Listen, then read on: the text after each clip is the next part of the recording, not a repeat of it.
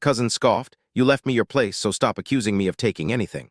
After I found damage and missing cash and I answered, then explain why your moving truck receipt lists items from my garage.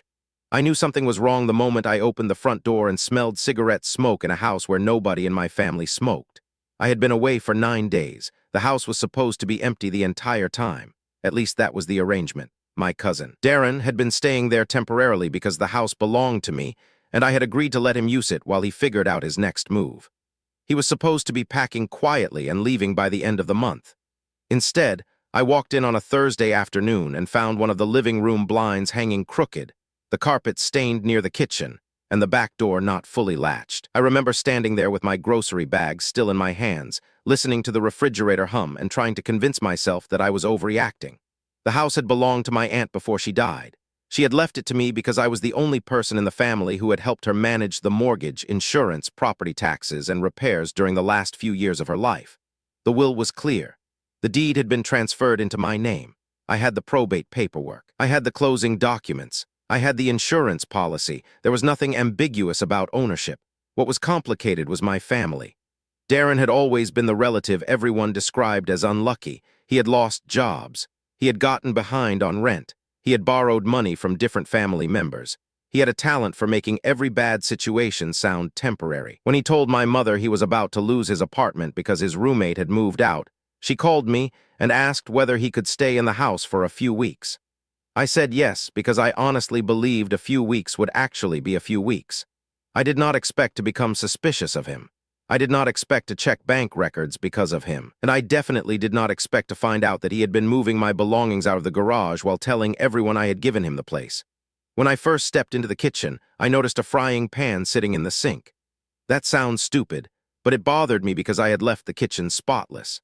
I had been planning to put the house on the market after Darren moved out, so I had spent 2 weekends cleaning, touching up paint, and getting rid of old boxes. The counters had been wiped down. The refrigerator had been emptied except for a few bottles of water.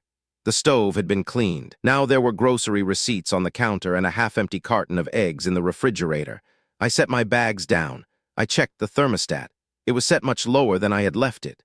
Then I noticed the first thing that actually made me stop. The framed photograph above the hallway table was missing. It was an old family photograph from my aunt's retirement party. I had taken it down earlier because I was going to pack it. I had not taken it to the house where I was staying.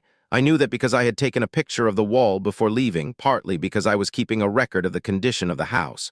That was something I had started doing after a bad experience with a former roommate years earlier. I photographed rooms before anyone moved in. I kept copies of receipts. I saved emails. At the time, it felt excessive. That habit ended up saving me a lot of trouble. I walked through every room. The spare bedroom had been used as a storage area when I left. Now there were clothes draped over the chair and a mattress on the floor. The master bedroom closet door was open. My aunt's old cedar chest was gone. I knew I had not moved it. I went into the bathroom. A towel was hanging over the shower rod. There was a new bottle of cologne on the counter. I walked into the garage and immediately noticed several empty spaces along the back wall. My lawn mower was still there. The snow blower was still there. A set of hand tools was still there. But 3 plastic storage bins were missing. The old workbench stool was missing. A portable heater was missing. One of the folding ladders was gone, and the red metal toolbox my grandfather had given my aunt was nowhere to be seen. I stood there staring at the empty patch of concrete where the toolbox had been. That was when Darren walked in. He came through the side door carrying a cardboard box. He saw me and looked surprised, not guilty, just surprised. He asked why I had come back early. I told him my plans had changed. I remember how awkward the next few minutes were because I was already looking around while he was talking. He explained that he had been doing some cleaning. He mentioned that his friend had helped him move a few things around. I asked about the missing items. He said he had not taken anything important. I asked what that meant. He told me the house was being left to him anyway, so I should stop worrying about little things. That was the first time he said it. The house was being left to him. I laughed because I genuinely thought he was joking. He was not. He told me my aunt had intended for him to have the place. I reminded him that she had signed a will leaving it to me. He waved that off and said family had been discussing things after her death. I told him I had never heard that. He shrugged. I asked him directly whether he had removed anything from the garage. He told me he had moved some things because he needed space for his own belongings. I told him that was not the same as being allowed to take them. He got irritated. He said I was treating him like a thief after I had already let him stay there. I remember feeling embarrassed because my first reaction was to apologize for how I was asking. That part bothers me now. I was so concerned about being reasonable that I almost ignored what I was actually seeing. I spent that evening checking every room again. The missing list grew. A small television from the den was gone. 2 boxes of my aunt's holiday decorations were missing. A set of cast iron cookware was missing. The old sewing machine was gone. A portable speaker was gone. Several pieces of furniture had been moved. One of the dining chairs had a fresh scrape across the wood.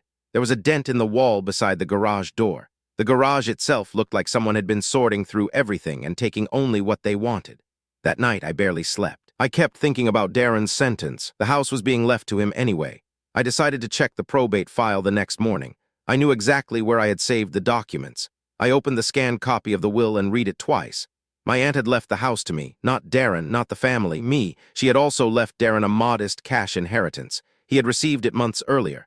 I checked my old email correspondence with the probate attorney. The deed transfer was there. The property tax account was there. The mortgage payoff statement was there. Everything pointed in the same direction. I called the attorney's office. I did not accuse Darren of anything.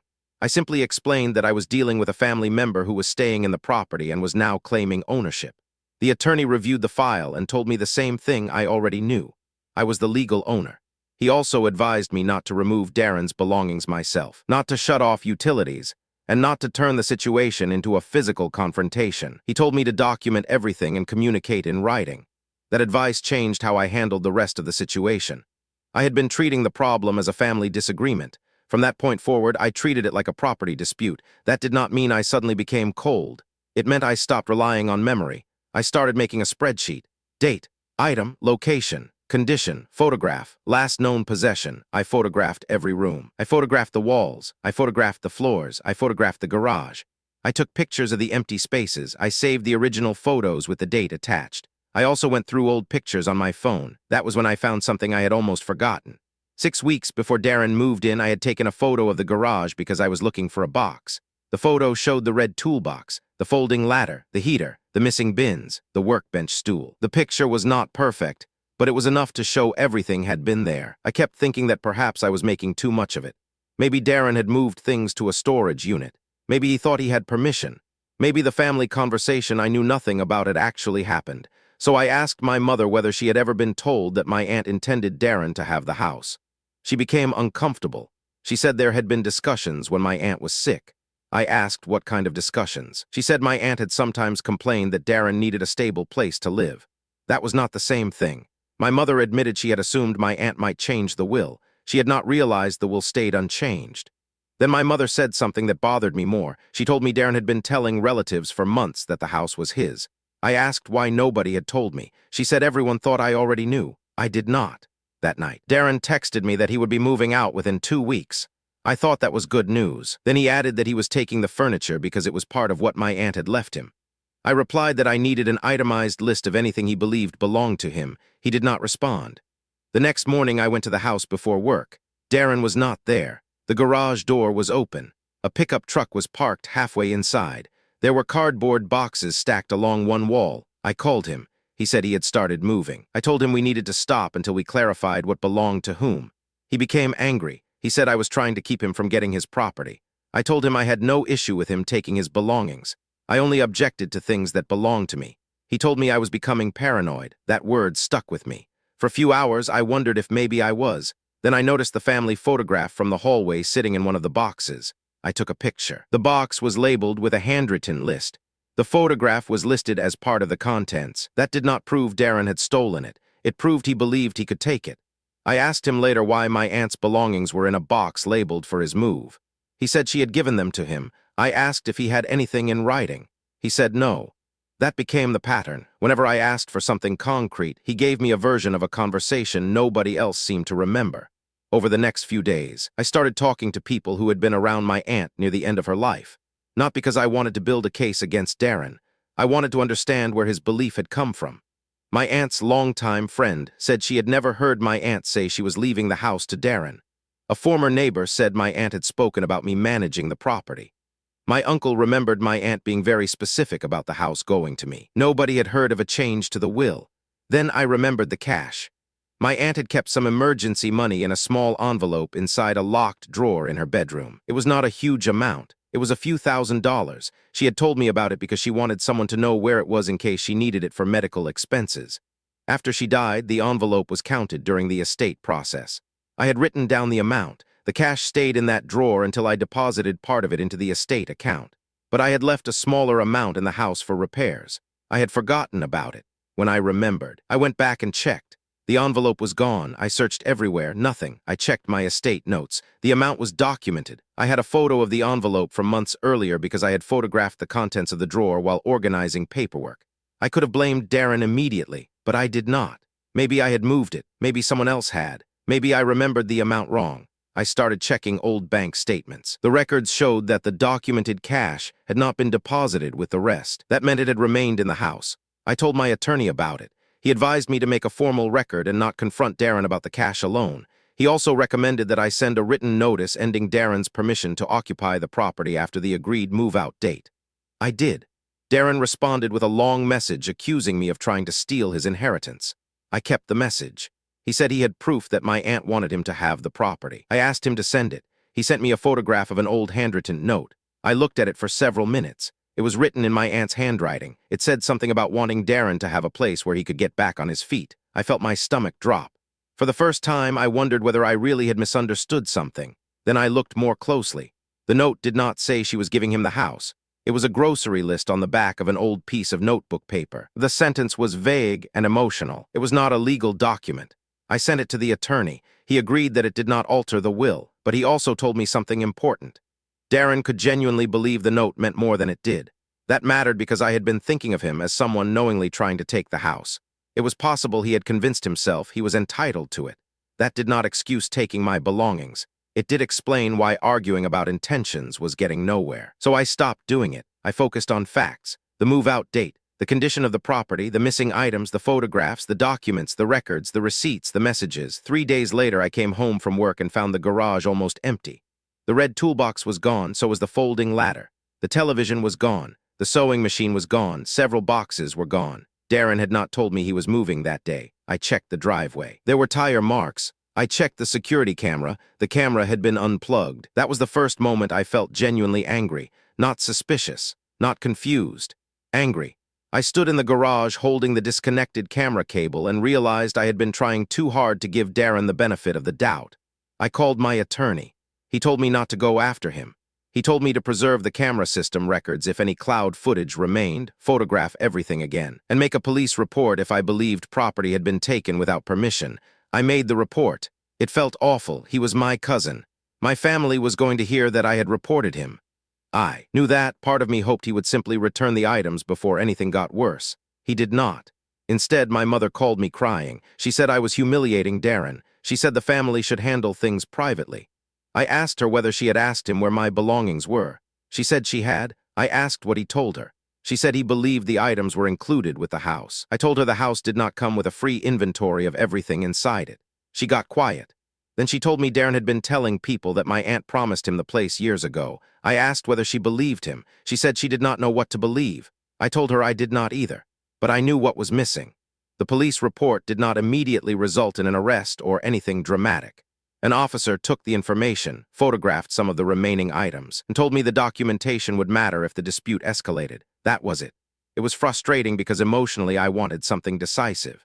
Instead, I had paperwork, and more waiting.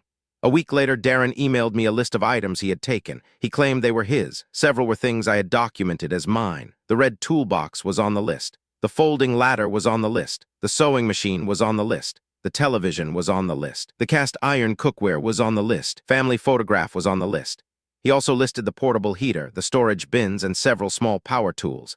I compared his list to my photographs. Almost everything was accounted for. That was when I realized something. He had not been randomly taking things. He had been selecting specific items. Items with resale value. Items he knew were old but useful. Items that could be moved easily. Items that would not immediately leave a huge empty space. It made me feel sick. Then I noticed something even stranger. One item on his list was a heavy shop cabinet that had never belonged to my aunt. It had belonged to me. I had bought it after college. I had the receipt. It was listed under a product name that was slightly misspelled. I searched the name. Nothing. Then I looked through Darren's earlier messages. He had once asked me what I paid for that cabinet. At the time, I thought he was making small talk. Now I wondered if he had been checking its value. I started looking through every message. There were little questions I had dismissed. How old was the television? Was the lawn mower mine or the estate's? How much had I paid for the tools? Did I have receipts for the heater? Were the garage shelves built into the house? At the time, I had answered casually. Now the pattern was obvious. I had been handing him information he could use. That realization made me angry at myself. The next surprise came from the moving company. I had not hired them. Darren had. I learned this because one of the invoices was accidentally sent to an email account that Darren had used previously for family paperwork. The invoice was forwarded to me by the attorney after Darren included it as part of a filing. The moving company receipt listed a pickup from the house. It also listed several items by description. One was a red metal toolbox. One was a folding ladder. One was a sewing machine. One was a television. One was a portable heater. One was a shop cabinet. There was also a line for several plastic storage bins. I stared at the receipt for a long time. It was not a confession. It was not proof of ownership. But it was strong evidence that the items had physically left my house with Darren's movers. I sent it to my attorney. He told me this was exactly the kind of documentation we needed. He explained that the dispute was no longer simply about what Darren claimed my aunt intended. There was now evidence about what property he had removed. I still wanted to avoid a bigger family war. I asked whether there was a way to resolve it without court. He said there usually was. He helped me send a formal demand for the return of the disputed items or payment for their documented value. I attached the inventory, photographs, receipts, and moving invoice. I gave a reasonable deadline. Darren responded within hours. He wrote that the receipt proved nothing because the movers had only moved his belongings. That was where I finally stopped trying to persuade him. I replied with one sentence. I asked him to explain why a moving company invoice for his belongings listed items I had owned before he moved into the house. He did not answer. Instead, he called my mother, then my uncle, then two other relatives. The story changed overnight. Now I was apparently trying to throw my own cousin out for no reason. I was supposedly obsessed with money. I was supposedly angry that he had gotten a better inheritance. I was supposedly punishing him because he was struggling. None of that was true. I had never cared about Darren's cash inheritance. I cared that my property kept disappearing. At the next family gathering, the tension was almost unbearable. It was a birthday dinner for my uncle. Nobody wanted to discuss the dispute. Of course, everyone did. I sat at the table listening to relatives discuss the situation without looking directly at me. Some thought Darren should be allowed to keep things because my aunt had been close to him. Others thought he had gone too far. Darren arrived late. He looked exhausted. For a few minutes, nobody said anything. Then he started explaining his side. I did not interrupt. He talked about how difficult the last year had been. He talked about my aunt telling him he would always have somewhere to go. He talked about how humiliating it was to have family accuse him of theft. I believed some of what he said. That was the hardest part. He really had been struggling. He had lost work. He had been behind on rent. He had spent months dealing with debts. I could understand why he wanted the house. I could even understand why he might have interpreted my aunt's kindness as a promise. What I could not understand was why he had taken things after I clearly told him they were mine. I told my family that I was not asking anyone to choose sides. I said I wanted the documented items returned.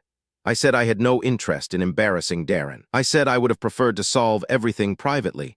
Darren became angry. He said the whole family knew the house was supposed to be his. I asked which part of the will said that. He had no answer. I asked which deed named him. He had no answer. I asked why the moving company receipt listed my property. Again, no answer. The room went silent.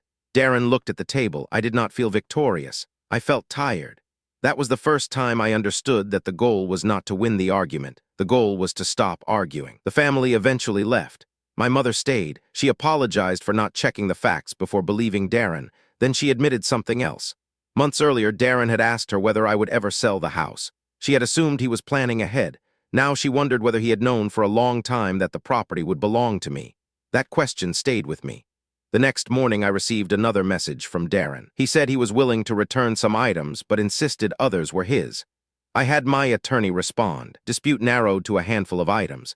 The cash was still missing. The camera had been disconnected. The damaged wall and scratched furniture were still there. We arranged a supervised property pickup. Darren returned several boxes. Some of the items were damaged. The family photograph had a cracked frame. The sewing machine was returned in a different case. The portable heater had a broken cord. The red toolbox came back with several tools missing. The shop cabinet did not come back. Neither did the ladder. Darren claimed he had already sold them. I asked for proof. He provided screenshots of online listings. One of them showed the red toolbox. Another showed the ladder. The dates were after he had moved out. That mattered. My attorney told me to preserve everything. The police added the information to the report. Again, there was no movie-style confrontation. There was no dramatic arrest. There were forms, statements, copies, follow-up calls. A detective eventually contacted me. I gave him the timeline. I gave him the photographs. I gave him the moving invoice. I gave him the messages. I gave him the receipts. I gave him the screenshots. The detective said the documentation helped establish what happened. He also said some parts of the dispute were civil because ownership and valuation had to be addressed separately. That was frustrating, but it made sense. I had spent months imagining that the truth would somehow speak for itself. It did not. The truth needed paperwork. The property damage also turned into a separate issue.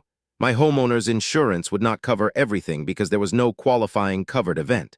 That meant I had to pay for some repairs myself. I replaced the damaged wall. I repaired the dining chair. I hired someone to clean the carpets. I replaced the garage camera. I changed the locks. I updated the insurance information. I also stopped giving anyone access to the property without written permission. I hated that I had to do that with my own family. The cash became the hardest part emotionally. I was not angry because of the amount. I was angry because of what it represented. My aunt had kept that money for emergencies. She had trusted me with her affairs. After she died, I felt responsible for protecting what she had left behind. Finding the envelope missing made me feel like I had failed her. I kept looking through my records. Then I remembered something small. When Darren first moved in, he asked me where I kept important documents. At the time, I thought he was asking because he wanted to make sure he would not disturb anything. I had told him the paperwork was in a locked filing cabinet. The cash had not been in that cabinet. It had been in the bedroom drawer. I had told him that too. That realization bothered me. I wondered whether he remembered. I could not prove anything from the conversation alone. Then my bank records showed something unusual. A cash deposit matching almost the exact amount of the missing money had appeared in Darren's account shortly after he moved into the house. That still did not prove it was my cash. People deposit cash all the time, but the timing was hard to ignore. I gave the record to the detective. He said it was something they could evaluate along with the rest. I did not accuse Darren publicly. I did not post anything online. I did not tell extended relatives that he was a thief. I simply let the process continue. That was probably the hardest thing I did, because every part of me wanted to defend myself. Every time someone messaged me asking what really happened, I wanted to send the whole folder.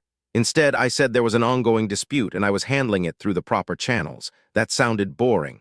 It was also the safest thing I could do. Eventually, Darren stopped contacting me directly. His attorney contacted mine. The parties negotiated. He agreed to return 2 more items. He agreed to pay for the documented damage. He denied taking the cash. The property dispute was settled through a written agreement. The remaining items were either returned or assigned a value that he agreed to reimburse. The cash was treated separately. I never got a satisfying confession. There was no moment where Darren suddenly admitted everything. The closest thing came months later. My mother told me Darren had privately admitted that he had taken the cash because he believed my aunt intended him to have it. I never heard him say that myself. I did not build my case around my mother's statement. The documented evidence was enough for the parts that mattered. The money was eventually repaid through a settlement, not because Darren suddenly became honest, because continuing the dispute became more costly than resolving it. That was the part nobody sees in stories like this. Most real consequences are boring. They happen through invoices, deadlines, letters, bank transfers, court filings, appointments. They do not happen with a dramatic speech. By the time everything ended, Darren had moved into a small apartment. He was still struggling financially. I knew that. Part of me felt sorry for him. Part of me did not. Both feelings could exist at the same time. Our relationship changed permanently. We stopped speaking regularly. We still saw each other occasionally at family events. There was always a strange distance between us. He never apologized in a way that felt complete. I never demanded one. At one family gathering months later, he returned the last small box of my aunt's decorations. He had kept it in storage. He handed it to me without making a big deal about it. I thanked him, that was all. I took the box home and put it in the hall closet. I expected to feel angry. Instead, I mostly felt sad. My aunt had died months before all of this began. Yet somehow the house and the things inside it had turned her death into a prolonged argument about who deserved what. I spent a long time thinking about my own mistakes. I should have written down the terms of Darren's stay. I should have made him sign a simple occupancy agreement. I should have made a complete inventory before he moved in. I should have changed the garage lock. I should have taken the key back sooner. I should have trusted my first concern when I noticed the missing photograph. I spent too much time trying to avoid hurting his feelings. That does not mean I think I handled everything perfectly after that. There were moments when I became too focused on being right. There were times when I reread old messages late at night and got angry all over again. I had conversations in my head that never happened. I imagined what I should have said. I imagined what I wanted him to admit. Eventually, I realized none of that helped. The useful thing was the record, the photos, the dates, the receipts, the legal documents, the emails, the bank records, the moving invoice. Those things did not care who was more convincing. They just showed what had happened. The house eventually sold. I did not keep it. I had originally planned to sell it anyway after my aunt died. The money from the sale helped me close out the remaining estate expenses and make a fresh start. Before the sale, I went through the house one final time. The rooms were empty. The garage was clean. The wall had been repaired. The scrape on the chair was gone. The new camera was packed away. For the first time in a long time, the place felt like a house again instead of evidence. I found the old family photograph in a box. The cracked frame had been replaced. I looked at the picture for several minutes. Everybody in it was smiling. My aunt was standing near the center. Darren was younger. I was younger. Nobody knew what was coming. That photograph reminded me of something I had forgotten. Family history does not disappear just because a relationship becomes difficult. I could be angry with Darren without pretending our whole childhood had been fake. I could acknowledge what he did without rewriting every good memory. I could also stop trusting him. Those things were not contradictory. The biggest change in me was that I stopped thinking that boundaries were the same thing as punishment. Before all this, I thought being a good family member meant being flexible. I thought asking someone to sign an agreement would feel cold. I thought keeping records would make people think I expected the worst. Now I see it differently. Documentation is not an insult. A lock is not an accusation. A written agreement is not a declaration that you hate someone. Sometimes being clear is the kindest thing you can do because nobody has to guess what was agreed to. I also learned something uncomfortable about manipulation.